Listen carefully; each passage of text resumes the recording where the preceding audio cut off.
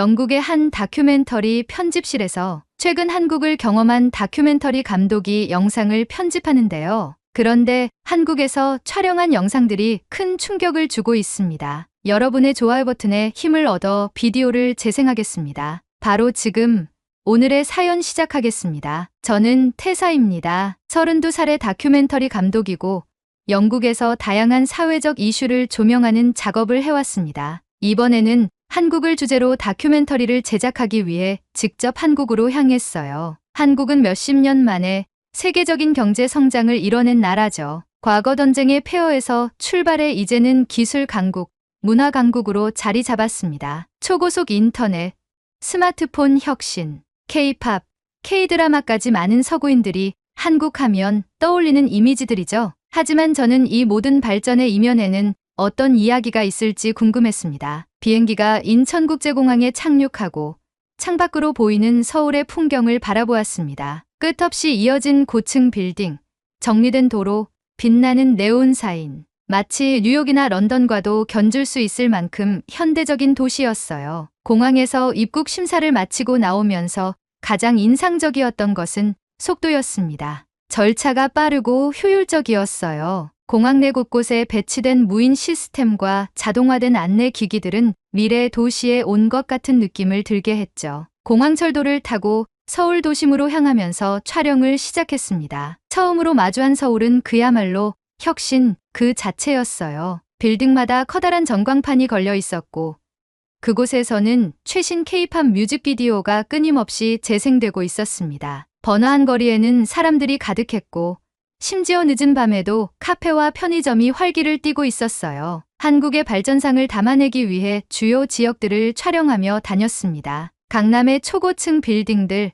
빠르게 움직이는 대중교통 시스템, 도심 곳곳에서 볼 수 있는 첨단 기술들, 모든 것이 제가 기대했던 혁신적인 한국의 모습 그대로였어요. 그런데 촬영을 하면서 예상하지 못했던 장면들이 카메라에 계속 담겼습니다. 지하철에서 젊은 사람들이 노인이 타면 자연스럽게 자리를 양보하는 모습, 시장에서 상인이 물건을 사는 손님에게 덤을 얹어주는 장면, 편의점에서 손님이 계산을 마치고 점원에게 가볍게 인사를 건네고 나가는 모습까지 런던이나 뉴욕에서는 보기 어려운 장면들이었어요. 처음에는 그냥 단순한 친절이라고 생각했습니다. 그런데 이런 모습이 계속 반복되니까 단순한 개인의 예의가 아니라 한국 사회 전체에 깔린 문화적 특성이 아닐까 하는 의문이 들기 시작했어요. 이게 단순한 친절일까?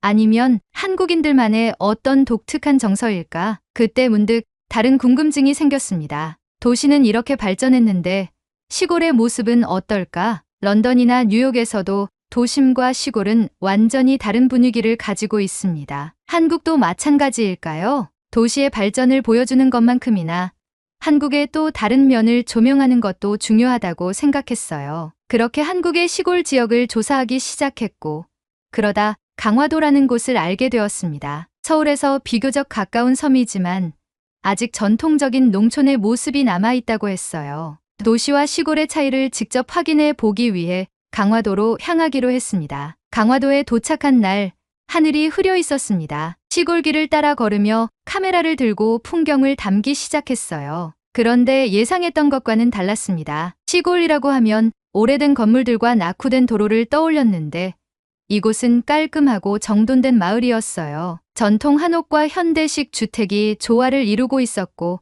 사람들의 표정도 밝았습니다. 하지만 촬영을 하던 중 갑자기 비가 쏟아졌어요. 전혀 예상하지 못한 상황이었습니다. 우비도 챙기지 않았고 카메라와 장비들이 모두 젖을 위기에 처했습니다. 급하게 비를 피할 곳을 찾고 있었는데 그때 한 노파가 다가왔어요. 손에는 작은 우산 하나가 들려 있었습니다. 그녀는 아무 말 없이 제 머리 위로 우산을 씌워 주었어요. 순간 당황했습니다. 런던에서는 낯선 사람이 갑자기 다가와 우산을 씌워주는 일이 흔하지 않아요. 저는 얼떨결에 고맙다는 말을 해야 할지 망설였습니다. 괜찮아요? 한국어로 말했지만 그녀는 제 말을 이해하지 못하는 듯 했습니다. 저는 급하게 번역기를 꺼내 들고 몇 마디를 입력했어요. 정말 감사합니다. 비가 갑자기 와서 당황했어요. 번역기가 한국어로 음성을 내보내자 노파는 빙긋 웃으며 손짓을 했습니다. 그녀가 가리킨 곳은 가까운 한옥이었어요. 그리고 따라오라는 듯 몸짓을 했죠. 순간 고민이 됐습니다. 낯선 사람이 갑자기 집으로 초대하는 상황이라니.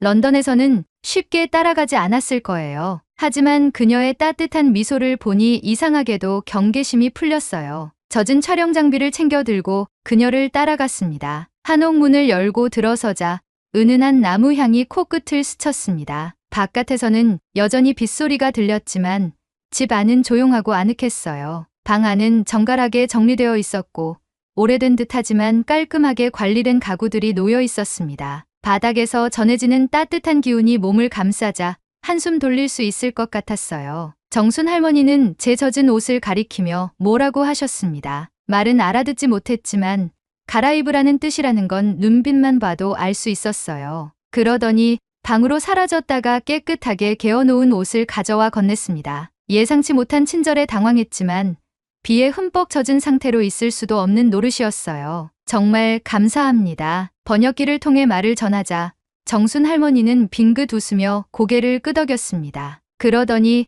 다시 손짓을 하며 저를 욕실 쪽으로 안내하셨어요. 샤워하라는 뜻인가요? 제가 조심스럽게 묻자 정순 할머니는 알아들으셨다는 듯 고개를 끄덕였습니다. 저는 미소를 지으며 감사 인사를 하고 욕실로 향했어요. 욕실 안은 생각보다 현대식이었습니다. 수건과 세면도구도 잘 정리되어 있었어요. 따뜻한 물을 맞으며 흠뻑 젖은 몸을 씻어내니 긴장이 풀리는 듯했습니다. 촬영 장비를 들고 하루 종일 움직이느라 피곤했는데 이 순간만큼은 온전히 쉬고 있다는 느낌이 들었어요. 샤워를 마치고 나와 방에서 마른 옷으로 갈아입은 뒤 거실로 향했습니다. 그런데 뜻밖의 사람이 앉아 있었습니다. 젊은 남성이 정순 할머니와 함께 차를 마시고 있었어요. 저를 보자마자 환한 미소를 지으며 익숙한 영어로 인사를 건넸습니다. 안녕하세요. 저는 진호라고 합니다. 유창한 발음에 순간 놀랐어요. 할머니께서 외국인을 집에 초대하셨다고 해서 왔어요. 혹시라도 의사소통이 어려우실까 봐요. 그제야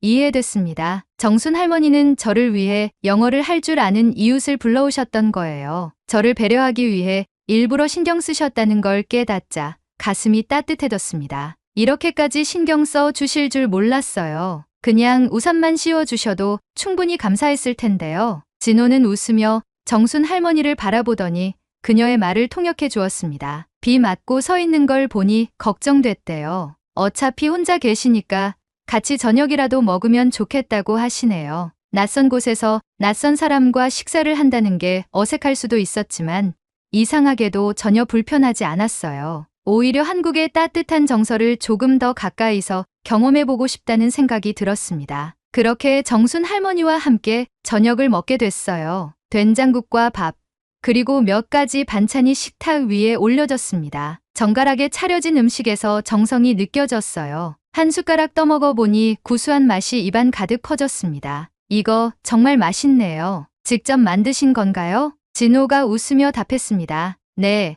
할머니께서 직접 담근 된장이에요. 한국 사람들은 어릴 때부터 이런 음식을 먹고 자라죠. 저는 감탄하며 한 숟가락을 더 떠먹었습니다. 단순한 음식이 아니라 그 속에 어떤 전통과 문화가 담겨 있는 것 같았어요. 식사를 마친 후 정순 할머니는 작은 컵을 가져와 저에게 내밀었습니다. 컵 안에는 진한 갈색 액체가 담겨 있었어요. 조심스럽게 한 모금 마셨는데 예상과는 다른 맛이었습니다. 이거 굉장히 달고 부드러운데요. 진호가 컵을 가리키며 웃었습니다. 한국식 믹스커피예요. 달달해서 피곤할 때 마시면 기분이 좋아지죠. 저는 고개를 끄덕이며 다시 한 모금 마셨습니다. 이 달콤한 커피가 사람들의 피로를 풀어주는 역할을 한다는 게 이해됐어요. 그러던 중 정순 할머니가 또다시 말을 건넸고 진호가 통역해 주었습니다. 비도 오는데 여기서 자고 가래요. 내일 아침에 움직여도 되지 않냐고요. 저는 순간 고민했습니다. 원래 계획대로라면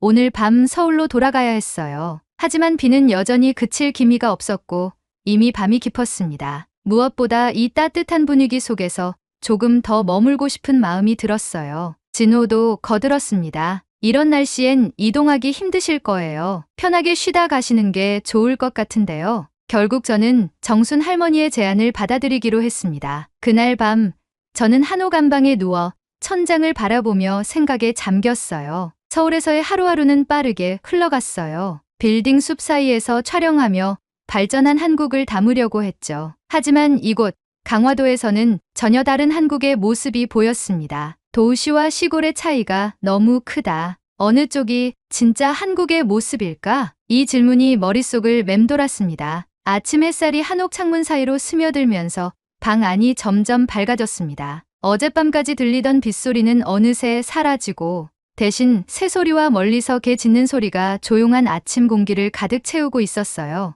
이불을 정리한 뒤 방문을 열자 부엌 쪽에서 바쁜 손길이 느껴졌습니다. 정순 할머니는 마당에서 갓 딴 채소를 다듬고 계셨어요. 저를 보더니 환하게 웃으며 손짓하셨습니다. 잘 잤어요? 그 순간 뒤에서 익숙한 목소리가 들렸습니다. 아, 벌써 일어나셨네요. 뒤를 돌아보니 진호가 거실에서 믹스커피를 마시고 있었습니다. 여유로운 표정으로 커피를 한 모금 마신 뒤 저를 바라보며 말을 이어갔어요. 잘 주무셨어요? 네, 정말 푹 잤어요. 방바닥이 따뜻해서 그런지 오랜만에 깊이 잠든 것 같아요. 진호는 고개를 끄덕이며 미소를 지었습니다. 그게 바로 온돌이에요. 한국 전통 난방 방식인데 바닥을 따뜻하게 해서 집 전체를 훈훈하게 만들죠. 온돌이라는 말을 직접 들으니 신기했습니다. 서구권에서는 주로 보일러나 전기 히터로 실내를 따뜻하게 하지만 한국은 바닥에서 열이 올라오는 방식이었어요. 바닥을 데우는 난방법이 오랜 세월 이어져 왔다니 한국인들의 생활 방식이 집 구조에도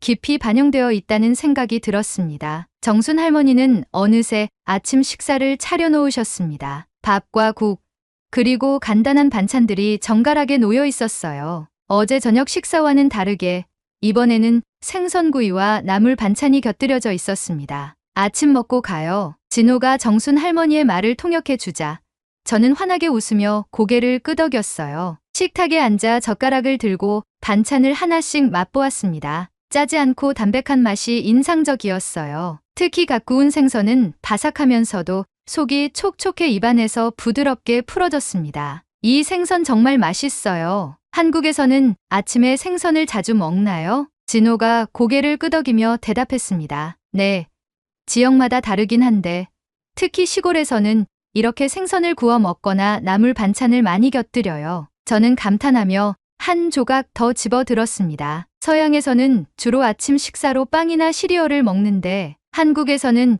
이렇게 균형 잡힌 식단을 즐긴다는 점이 흥미로웠어요. 식사를 마친 뒤 진호와 함께 마당을 거닐며 이런저런 이야기를 나눴습니다. 마을 풍경을 둘러보며 한국의 도시와 시골이 어떻게 다른지에 대해 생각해 보았어요. 서울과는 분위기가 완전히 다르네요. 제가 말하자 진호가 고개를 끄덕이며 말했습니다. 그렇죠?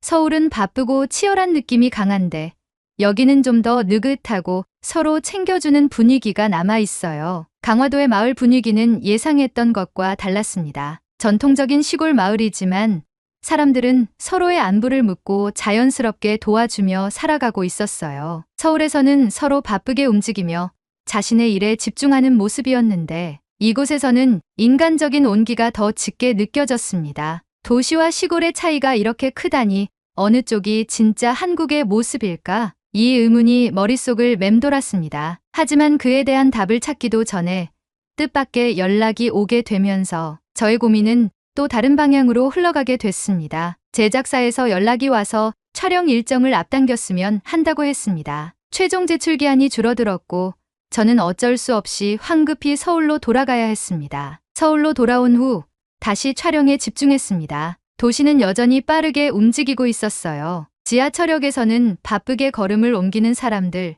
도로 위에서는 끊임없이 신호를 기다리는 차량들, 회사 건물 안에서는 늦은 시간까지 환하게 켜진 불빛들까지 서울의 풍경은 혁신과 경쟁이 공존하는 모습이었어요. 며칠 전까지 강화도의 조용한 마을에서 정순 할머니와 시간을 보냈다는 사실이 믿기지 않을 정도였습니다. 그곳에서는 서로 인사를 건네고 얼굴을 마주 보고 이야기를 나누는 것이 당연했어요. 하지만 서울에서는 대부분의 사람들이 스마트폰 화면을 보며 걷고 서로에게 크게 신경 쓰지 않는 듯 보였습니다. 도시와 시골의 차이가 이렇게 클 줄이야 마음속으로 계속 비교하게 됐어요. 어느 것이 진짜 한국의 모습인지 고민이 되었습니다. 그러던 중 해외에 있는 제작사에서 연락이 왔습니다. 촬영 진행 상황을 보고하는 화상회의였어요. 저는 강화도에서 촬영한 장면 일부를 편집해 보여주며 설명을 덧붙였습니다. 강화도에서 흥미로운 장면을 촬영했어요. 한국이 발전한 이유가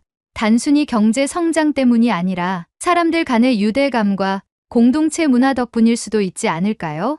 이런 부분을 다큐멘터리에 녹이면 어떨까요? 그러나 제작사의 반응은 냉담했습니다. 우리는 따뜻한 정을 조명하는 것이 아니라 경제 성장과 혁신적인 한국을 보여줘야 합니다. 해외 시청자들은 기술, 산업, 글로벌 영향력 같은 요소에 관심이 많지 시골 마을 풍경이나 공동체 문화에는 크게 관심이 없을 거예요. 순간 당황했습니다. 강화도에서 느낀 한국의 모습도 충분히 중요한 이야기라고 생각했는데 제작사는 그런 부분보다는 빠르게 발전하는 한국의 미래지향적인 면을 강조하길 원하고 있었어요. 하지만 한국이 이렇게 성장할 수 있었던 배경에는 사람들 간의 유대와 정서도 중요한 역할을 했을 거예요. 단순히 기술과 경제 성장만으로 설명하기엔 부족한 부분이 있지 않을까요? 그건 태사 씨 개인적인 생각일 뿐이에요. 우리 프로젝트는 명확한 방향성이 있어야 합니다. 제작사의 단호한 태도에 더는 설득할 방법이 없었습니다. 결국 저는 서울에서 추가 촬영을 진행하기로 결정했습니다. 하지만 마음속에는 여전히 의문이 남아 있었습니다. 도시와 시골, 둘 중 어느 쪽이 진짜 한국의 모습일까? 발전과 혁신만으로 지금의 한국이 만들어졌을까? 아니면 그 이면에 무엇인가 더 중요한 것이 있을까? 질문이 꼬리를 물었지만 당장 답을 찾을 수는 없었습니다. 고민이 깊어지는 순간이었어요. 제작사와의 미팅 이후 저는 다시 서울 도심 곳곳을 촬영하며 다큐멘터리의 방향을 맞추려 했습니다. 강남의 빌딩 숲, 끊임없이 바삐 움직이는 출근길 인파, 스마트 기술이 접목된 편리한 도시 생활. 이것이 제작사가 원하는 한국의 모습이었어요. 하루는 서울의 한 스타트업 기업을 방문해 촬영을 진행했습니다. 이곳은 24시간 불이 꺼지지 않는 곳이었고 직원들은 밤늦도록 일에 몰두하고 있었어요. 인터뷰를 진행하던 직원은 커피 한 잔을 들고 피곤한 눈으로 말했습니다. 여기선 경쟁이 정말 치열해요. 저희는 새로운 아이디어를 내지 않으면 도태되니까 늘 긴장하면서 일해야 하죠. 그 말을 들으며 저는 강화도의 정순 할머니가 떠올랐습니다. 비 오는 날 우산을 씌워주고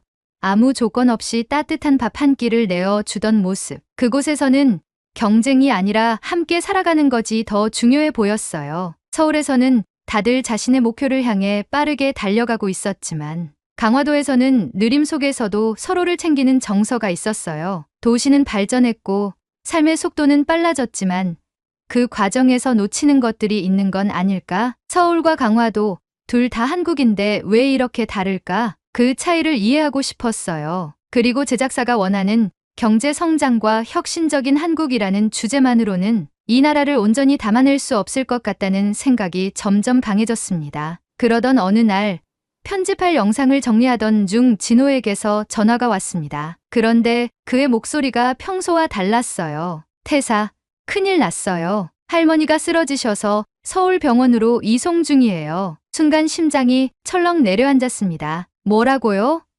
지금 어디 병원이요? 강화도에서 서울로 가는 중인데 난 일이 있어서 당장 갈 수가 없어요. 혹시라도 괜찮다면 대신 가볼 수 있을까요? 저는 고민할 것도 없이 바로 대답했습니다. 당연하죠. 지금 바로 갈게요. 급하게 택시를 잡아 타고 병원으로 향하면서 창밖을 바라보았습니다. 빠르게 지나가는 서울의 야경 속에서 저는 계속해서 강화도에서의 기억을 떠올렸어요. 아무 일 없으셔야 할 텐데 병원에 도착했을 때 저는 깊은 긴장 속에서 숨을 골랐습니다. 병원에 도착하자마자 접수대에서 정순 할머니의 입원실을 물었습니다. 급하게 뛰어오느라 숨이 가빴지만 지금 중요한 건 할머니의 상태를 확인하는 것이었어요. 정순 환자분 어디 계신가요? 간호사가 차트를 확인하더니 병실 번호를 알려주었습니다. 저는 서둘러 엘리베이터를 타고 병실이 있는 층으로 향했습니다. 문을 열고 들어가자 병상 위에 누워 계신 정순 할머니가 보였습니다. 얼굴이 창백했지만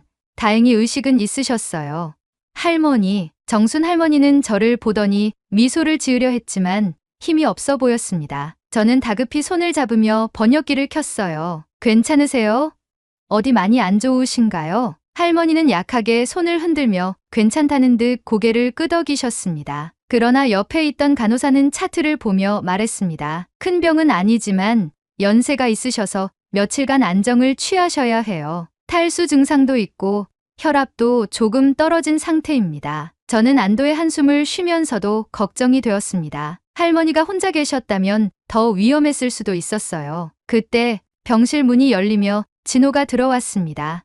태사, 그는 숨을 고르며 침대로 다가왔어요. 저와 마찬가지로 걱정스러운 눈빛이었습니다. 할머니를 보더니 안도의 한숨을 내쉬며 손을 꼭 잡았습니다. 할머니, 정말 걱정했어요. 할머니는 힘없이 미소를 지으며 진호를 바라보셨습니다. 저는 그 모습을 보며 다시금 느꼈어요. 피 한 방울 섞이지 않았지만 이들 사이에는 가족 같은 유대감이 있었습니다. 진호가 돌아보며 제게 말했습니다. 정말 고마워요. 바쁜데 이렇게 와줘서. 아니에요. 당연히 와야 했어요. 할머니께 받은 게 얼마나 많은데요. 진호는 고개를 끄덕이며 창밖을 바라보았습니다. 잠시 정적이 흐르던 중 그가 조용히 입을 열었어요. 한국에서 지내면서 많은 걸 느꼈을 것 같아요. 그 말에 저는 창밖을 바라보다가 조용히 답했습니다. 처음에는 발전과 기술만 보려고 했어요. 그런데 시간이 지날수록 한국을 지탱하는 건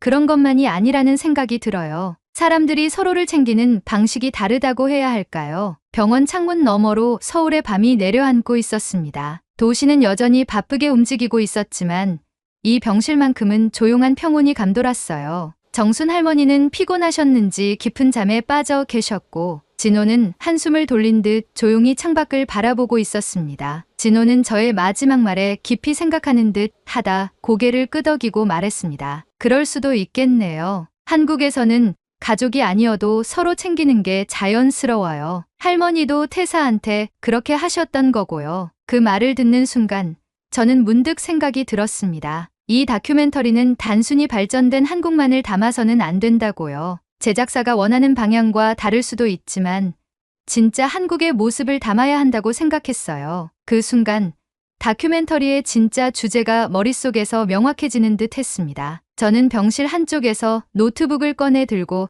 다큐멘터리 편집본을 살펴보았습니다. 빠르게 발전한 한국의 모습, 기술과 경제가 만들어낸 화려한 풍경들. 하지만 강화도에서 촬영한 장면들을 다시 보니 제 마음속에서 갈등이 일기 시작했어요. 도시에서의 촬영은 분명 인상적이었습니다. 그러나 그곳에서 만난 사람들은 대부분 바쁘고 치열한 경쟁 속에 살고 있었어요. 반면 강화도에서의 촬영은 한적하고 따뜻한 분위기였습니다. 정순 할머니를 비롯한 마을 사람들은 서로를 돌보고 작은 친절을 당연하게 여기며 살아가고 있었어요. 한국의 발전을 이야기하면서 정을 빼놓아도 괜찮을까? 제작사는 빠른 경제 성장과 혁신적인 기술을 강조하는 영상을 원했지만 저는 한국을 이해하기 위해서는 단순히 발전만을 조명해서는 안 된다고 생각했습니다. 한국이 짧은 시간 안에 이렇게 성장할 수 있었던 이유에는 기술과 경제뿐만 아니라 사람들의 따뜻한 연대와 공동체 정신도 있었던 것이 아닐까? 그때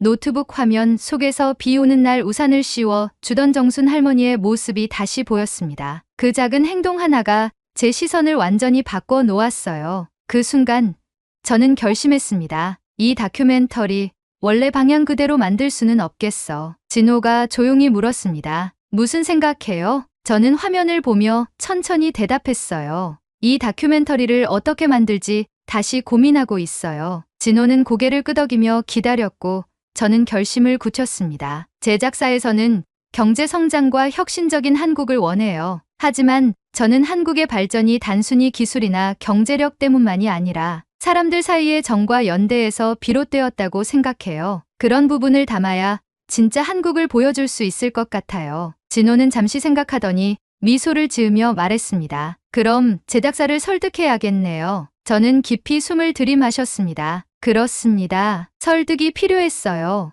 하지만 설득이 통하지 않는다면 저는 다른 방법을 찾아야 했습니다. 제작사의 지원 없이 다큐멘터리를 완성할 수 있을지 확신할 수 없었지만 적어도 지금은 후회 없는 선택을 하고 싶었어요. 진짜 한국을 담아야 해. 그 결심이 확고해지는 순간이었습니다. 며칠 후 저는 해외에 있는 제작사와 화상 회의를 진행했습니다. 그들에게 최종 편집본의 일부를 공유하며 말을 꺼냈어요. 한국의 발전을 조명하는 것도 중요하지만 저는 단순한 경제 성장과 기술 혁신만으로 이 나라를 설명할 수 없다고 생각해요. 한국이 이렇게 발전할 수 있었던 배경에는 사람들 사이의 유대감과 정서가 큰 역할을 했습니다. 저는 이 부분을 반드시 다큐멘터리에 포함해야 한다고 생각해요. 회의실에 정적이 흘렀습니다. 제작진이 영상을 보며 심각한 표정을 지었어요. 그리고 곧 대답이 돌아왔습니다. 태사, 우리는 처음부터 혁신적인 한국에 집중하기로 했어요. 공동체 문화나 인간적인 정서를 강조하는 건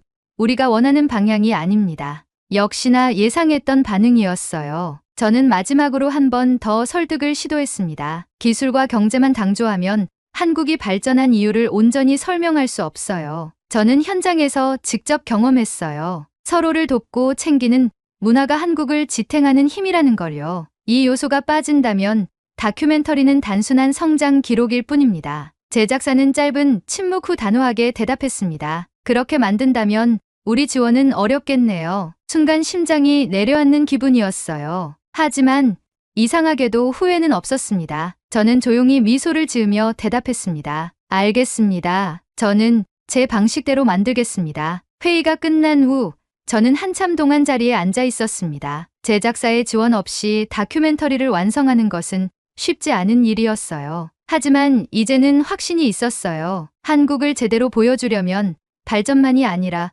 그 속에 살아가는 사람들의 이야기도 담아야 했습니다. 몇 주 후 저는 다시 강화도로 향했습니다. 정순 할머니는 건강을 되찾으셨고 진호와 마을 사람들은 여전히 서로를 챙기며 살아가고 있었어요. 저는 카메라를 들고 이들의 삶을 기록하기 시작했습니다. 어느 날 정순 할머니가 마을 사람들과 함께 마을회관에 저를 초대했습니다. 마을 사람들은 저를 환영해 주었고 따뜻한 밥 한 끼와 막걸리, 소주 등 한국의 전통주도 내어주셨습니다. 저는 카메라를 내려놓고 마을 사람들과 함께 밥을 먹으며 생각했어요. 한국의 정, 사람을 대하는 태도, 이게 바로 한국을 이루는 유대와 공동체의 힘 아닐까? 저는 한국에서의 촬영을 마치고 편집을 하기 위해 고국인 영국으로 돌아갑니다. 한국의 따뜻함을 촬영한 영상에 깊이 있게 담기 위해 노력하겠습니다. 혹시나 나중에 제 다큐멘터리가 나오게 된다면 많은 관심 부탁드리겠습니다. 정순 할머니 오래오래 사시고요. 한국 사랑합니다.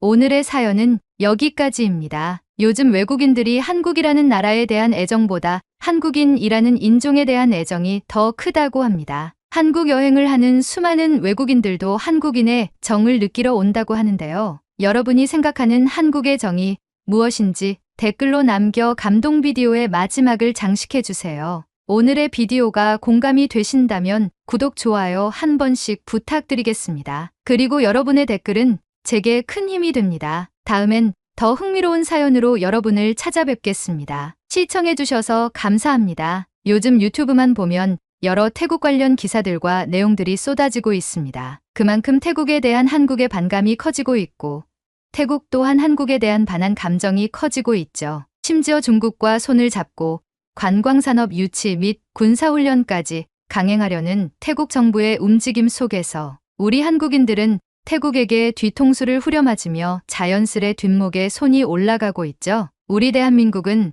세계에서 인정한 치안우 수국이기에 태국 불법 체류자들의 만행에 응당한 대처를 하고 있다고 생각합니다. 하지만 태국은 자신들의 입장만 계속 펼치고 있죠. 도대체 왜 이렇게까지 소음이 계속해서 유지되는 것일까요? 바로 지금 사연을 들어보겠습니다. 오늘의 사연 시작합니다. 안녕하세요. 저는 태국에서 살고 있는 20대 여성 애나입니다. 한국 여러분께 제 마음을 허심탄회하게 얘기하고 싶어서 이렇게 가명을 쓰겠습니다. 요즘 한국과 태국 사이에서 벌어지고 있는 보이콧 논란을 보면서 정말 어이가 없고 답답한 마음에 이렇게 제 의견을 전하고자 사연을 보내게 되었습니다. 한국 분들 중에서는 이 문제에 대해 잘 모르고 계시면서 감정적인 발언으로 태국과 한국 네티즌 사이의 불신과 다툼이 벌어지고 있는 기분이 들어서 제대로 한번 짚어보려고 해요. 혹시 여러분은 2023년에 태국이 한국 불매운동을 했었던 사실을 알고 계신가요? 당시 태국에서 한국에 대한 불매운동이 일어났던 이유는 지금과 같이 불법 체류자 문제와 입국 거부 사태 때문이었습니다. 그때 한국에서 태국인 불법 체류자 문제가 큰 이슈로 떠올랐고 이에 대한 조치로 KTA라는 입국 허가제가 시행되었어요. 그런데 이 사태는 8월에 또다시 재조명되었고 1년이라는 시간이 다 되어가는데도 아직도 문제가 되고 있는 제도입니다. 해결되지 않은 이 문제들이 쌓여오면서 지금에 와서도 그 갈등이 계속 이어지고 있는 겁니다. 그러면 왜 이런 문제가 다시 논란이 되고 있는지, 그리고 태국인들이 왜 이렇게 화가 난 건지 제가 한번 말씀드려 볼게요. 우선 태국인 중 일부가 불법 체류자이거나 마약이나 성매매 같은 범죄에 연루되어 있다는 점은 부정할 수 없는 사실입니다. 그건 정말 잘못된 행동이고 그런 사람들에 대해서는 한국이 당연히 강경한 조치를 취할 수 있죠. 이 부분에 대해서는 태국인으로서 한국 여러분께 깊은 사과의 말씀을 드립니다. 그런데 문제는 불법 체류를 생각조차 하지 않는 평범한 태국 관광객들까지 잠재적 불법 체류자로 취급받아 입국을 거부당하는 일이 계속되고 있다는 점입니다. 이건 정말 부당하다고 생각하지 않나요? KTA 제도가 얼마나 복잡한지 여러분이 아신다면 이렇게 저희가 목소리를 높일 수밖에 없는지에 대한 이유를 아실 거예요. KTA 전자여행허가제는 세계적으로 몇몇 나라들에서만 시행 중인 제도인데 대표적으로 미국, 캐나다, 호주, 뉴질랜드, 스리랑카가 있습니다. 이 나라들은 지리적으로 고립되어 있거나 관광객의 비자 문제가 자주 발생하지 않기 때문에 전자여행허가제를 통해 여행객을 미리 관리할 필요가 있죠. 하지만 한국은 다릅니다. 한국이 속한 동아시아와 동남아시아 국가들 중에서는 전자여행허가제를 도입한 나라가 거의 없습니다. 이 때문에 KTA 제도는 혼선을 일으킬 여지가 많습니다. 원래 무비자 협정이라는 건 서로의 국민들이 여행을 보다 쉽게 할 수 있도록 국가 간에 체결된 것이에요. 여권만 들고 바로 출발할 수 있는 편리함을 제공하는 것이죠. 그러나 KTA 제도는 출발 72시간 전에 허가를 받아야 하고 수수료까지 내야 합니다. 이는 무비자 협정의 본래 의의를 퇴색시키는 것입니다. 한국의 경우 주변 국가들과의 교류가 빈번하며 갑작스럽게 여행을 계획할 수 있는 경우도 많죠. 미국이나 캐나다처럼 지리적으로 고립된 나라들과는 상황이 다릅니다. 그런데도 한국은 이웃 나라 국민들에 대한 항구적 KTA 면제 조치를 시행하지 않고 있습니다. 특히 방한 관광객 1위를 차지하는 저희 태국이나 말레이시아처럼 한국을 자주 찾는 동남아시아 국가들은 일시적 면제조차 받지 못했습니다. 더욱이 현재 시행 중인 KTA 면제 조치도 2024년까지만 한시적으로 적용되고 그 이후 연장 여부도 불확실한 상태입니다. 또한 KTA 제도가 도입된 현재 상황을 보면 한국인이 무비자 협정 국가들을 방문할 때는 여권만 있으면 되지만 다른 나라 국민들은 한국에 입국할 때 KTA를 신청하고 수수료까지 내야 합니다. 이로 인해 나중에는 무비자 협정국들도 한국인에게 동일한 조치를 취할 수 있다는 우려가 있습니다. 외교 협정에서는 상호주의의 원칙이 기본이기 때문에 한쪽이 불리하면 상대국에서도 동일한 조건을 요구할 가능성이 큽니다. 무비자 협정국에서 불법 체류 문제가 걱정된다면 차라리 무비자 협정을 중단하는 것이 더 낫지 않을까요? KTA 제도는 기본적으로 72시간 전에 신청해야 하지만 항공여객의 경우에는 상황이 다릅니다. 항공사들은 출발이 임박한 항공권을 할인 판매하는 등 손해를 최소화하려는 노력을 하고 있는데 이럴 때 갑작스럽게 여행을 결정하는 사람들도 적지 않죠. 하지만 KTA는 이런 긴급 여행객들에게 불필요한 장애물이 되고 있습니다. 예를 들어 말레이시아에서는 100명의 KTA 신청자 중 20명이 불허 판정을 받았다는 사례도 있었어요. 이렇게 높은 거절률로 인해 많은 여행객들이 한국 여행을 포기할 수도 있는 상황입니다. 그리고 KTA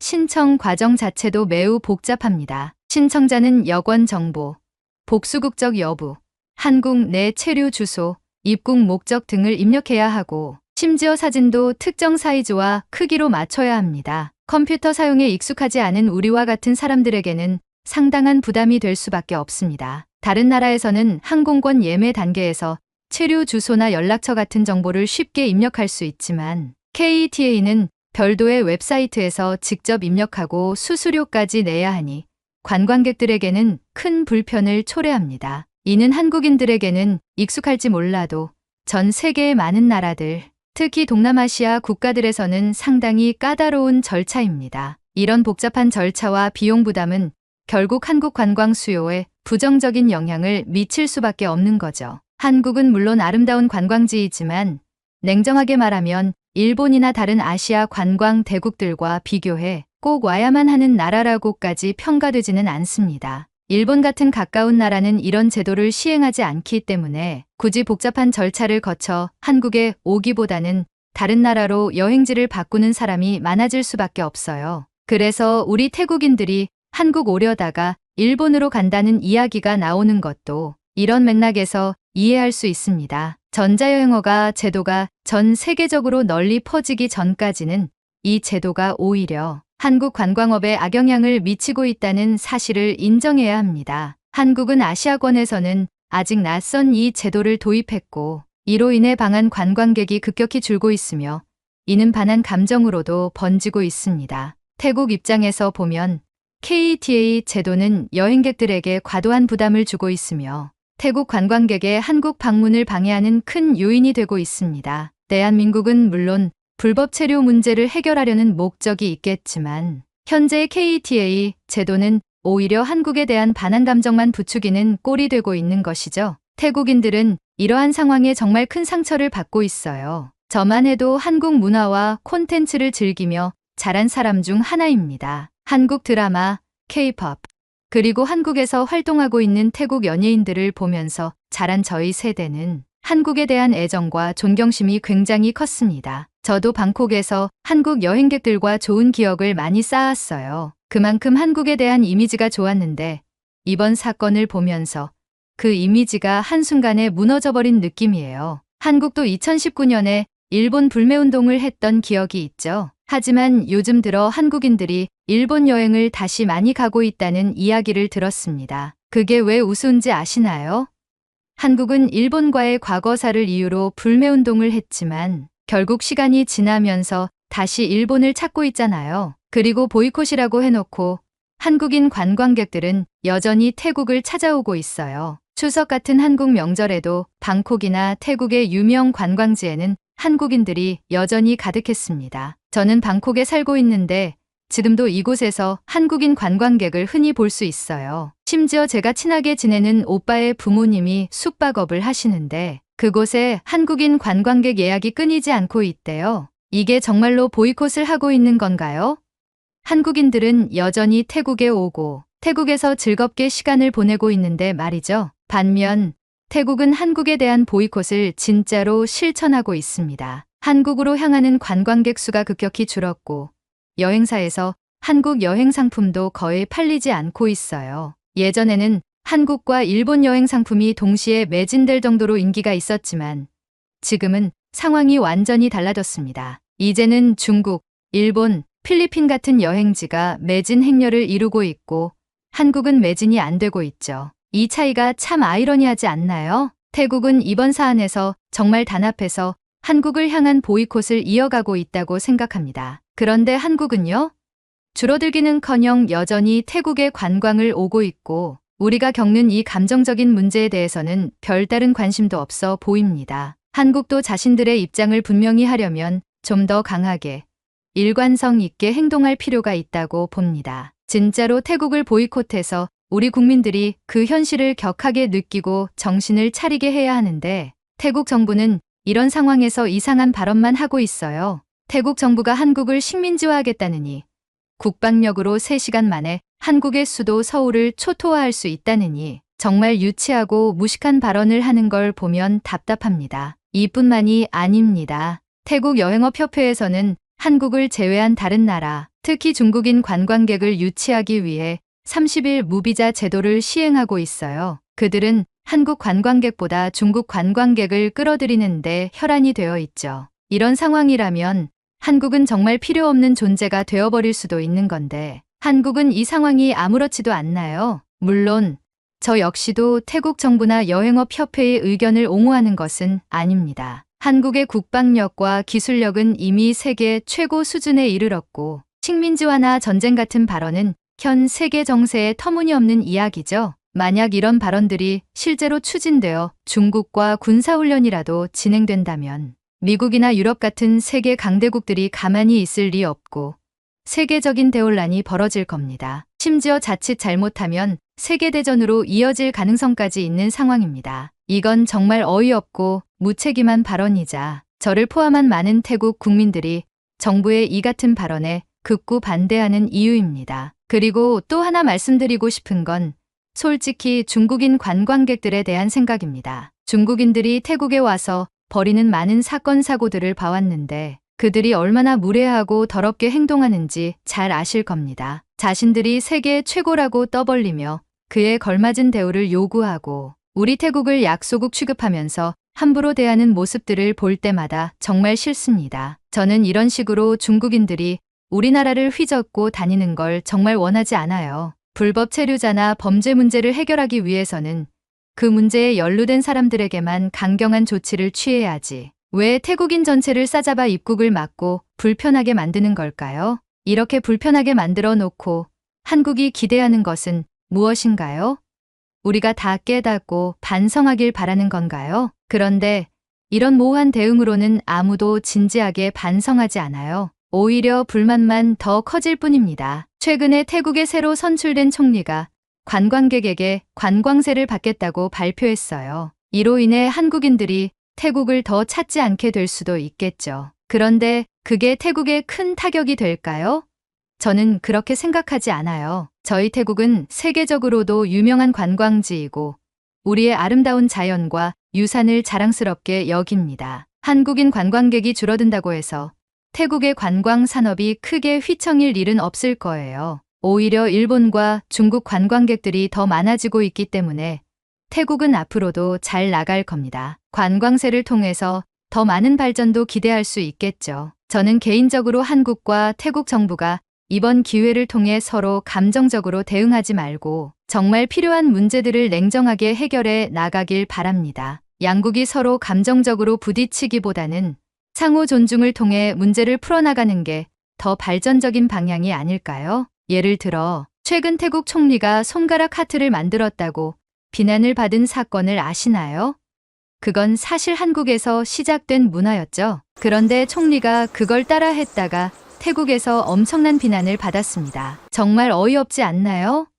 총리는 결국 사과했고 사건은 일단락되었지만 이런 일이 자꾸 벌어지는 걸 보면 참 마음이 아파요. 한국과 태국은 서로에게 많은 영향을 주고받는 나라들인데 이렇게 서로 불편하게 지내는 게 맞는 건가요? 저는 태국의 젊은 세대가 여전히 한국 문화를 존경하고 사랑한다고 믿습니다. 저만 해도 여전히 한국 드라마를 보고 K-팝을 들으며 한국을 좋아하고 있어요. 하지만 이런 갈등이 계속된다면 그 감정도 변해갈 수밖에 없겠죠. 그러니까 태국과 한국, 양국은 이번 기회를 통해 정말 중요한 문제들만 쏙쏙 뽑아 서로에게 피해를 주는 원인들을 정확하게 해결해 나가길 진심으로 바랍니다. 더 이상 서로를 탓하고 상처를 주는 방향으로 가지 않고 대화를 통해 진정한 화합을 이룰 수 있으면 좋겠어요. 언제까지 서로 불편하게 지내야 할까요? 감정적으로 대응하기보다는 냉정하게 문제의 본질을 보고 해결 가능한 부분부터 차근차근 풀어나가는 것이 필요합니다. 사실 이렇게 따지고 보면 한국 역시 일본과의 과거사 문제로 오랫동안 불편한 관계를 유지해왔습니다. 하지만 지금은 일본과도 조금씩 관계를 회복하려는 움직임이 있잖아요. 전쟁과 식민지라는 아픈 과거에도 불구하고 지금의 국제사회에서는 협력과 대화를 통해 서로에게 도움을 주며 상생해 나가는 것이 중요합니다. 그렇다면 한국과 태국도 과거를 돌아보고 서로의 문제를 해결해 나가는 데 집중할 때가 아닌가 싶습니다. 그런데 제가 몇몇 한국 네티즌들의 글을 보니 제2차 세계대전 당시 태국이 일본과 동맹을 맺고 친일 관계에 있었다는 이유로 태국을 싫어한다는 이야기도 있더군요. 정말 과거에 얽매여 있는 사람들의 편향된 시선이 아닐까 생각이 듭니다. 물론 역사적인 사실을 부정할 수는 없습니다. 태국이 그 당시 일본과 친밀한 관계를 맺고 있었던 것은 사실이죠. 그런데 그것은 단지 태국이 일본과의 동맹을 맺은 게 아니라 협약을 맺은 것입니다. 일본군이 동남아로 물자 보급을 위한 육로를 열 때 나약한 우리 태국은 피를 보는 전쟁보다는 육로를 열어주는 협약을 진행해서 무사히 일본군으로부터 피해를 입지 않았죠. 그리고 그 당시 동남아 국가들은 서양 열강들의 지배를 받고 있었고 일본이 이를 풀어준 것이라고 생각해서 일본에 호의적이었습니다. 하지만 일본이 우리를 동맹국으로 알고 미국에 선전포고문을 보내라고 했을 때도 우리는 보내지 않고 자유를 추구하며 반일항쟁을 한 역사가 있습니다. 그렇게 우리는 자유의 나라라는 태국의 연호를 사용하며 지금까지 살아온 것입니다. 심지어 2차 세계대전이 종식한 이후 우리는 태국 내 친일파를 모두 제거했고 냉전기 때 미국을 도와 찬미국가로서 활동도 이어갔습니다. 여러분, 지금 시대가 어느 때입니까?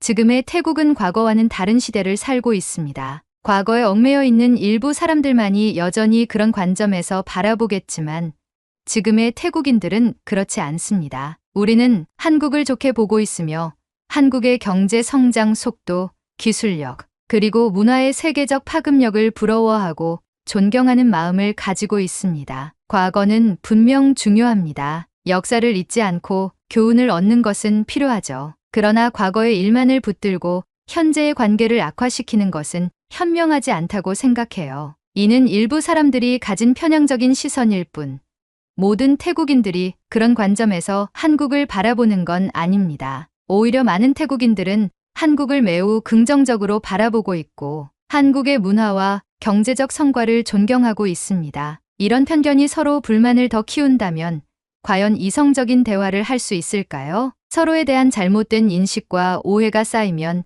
결국 감정적인 대응만 남게 됩니다. 그런 상황에서는 진정한 대화와 해결책을 찾는 것이 매우 어려워집니다. 그렇기 때문에 양국 모두가 과거의 문제를 교훈 삼아 지금 당면한 문제들을 냉정하게 바라보고 해결할 필요가 있습니다. 태국과 한국은 역사적으로도 문화적으로도 깊은 교류를 이어왔고 지금도 서로에게 중요한 파트너입니다. 더 이상 불필요한 오해와 편견으로 인해 관계가 악화되지 않도록 양국 국민들이 서로를 존중하며 대화를 이어나가야 할 때입니다. 또한 가끔 길거리에서 몰상식한 태국인들이 한국인들을 보면 조롱하거나 무례한 행동을 한다는 이야기도 들었습니다. 그런 행동을 보면 정말 안타까운 마음이 듭니다. 하지만 여러분, 세상 어디에나 그런 별난 사람들은 존재하지 않나요? 그렇기 때문에 그런 소수의 행동을 보고 태국 전체에 대한 이미지를 나쁘게 생각하지 않으셨으면 좋겠습니다. 저희처럼 정상적인 태국인들은 절대 그렇게 행동하지 않습니다. 한국인들을 존중하고 한국 문화에 대한 애정도 여전히 큽니다. 소수의 몰지각한 사람들 때문에 전체가 평가절하되는 것은 정말 억울한 일입니다. 이번 사건을 통해 태국과 한국 양국이 더 나은 관계로 발전할 수 있는 계기가 되길 진심으로 바랍니다. 갈등과 오해는 대화와 협력을 통해 얼마든지 해결할 수 있습니다. 서로 얼굴을 붉히고 감정적으로 대응하기보다는 우리 두 나라가 평화롭고 상생할 수 있는 방향으로 나아가기를 바랍니다. 오늘의 이야기 어떠셨나요? 오늘의 이야기에 대한 여러분의 생각을 댓글에 남겨주세요. 오늘의 사연이 마음에 드셨다면 구독, 좋아요 부탁드리겠습니다. 긴 이야기 끝까지 들어주셔서 진심으로 감사합니다. 앞으로도 좋은 사연으로 여러분을 찾아오겠습니다. 시청해주셔서 감사합니다.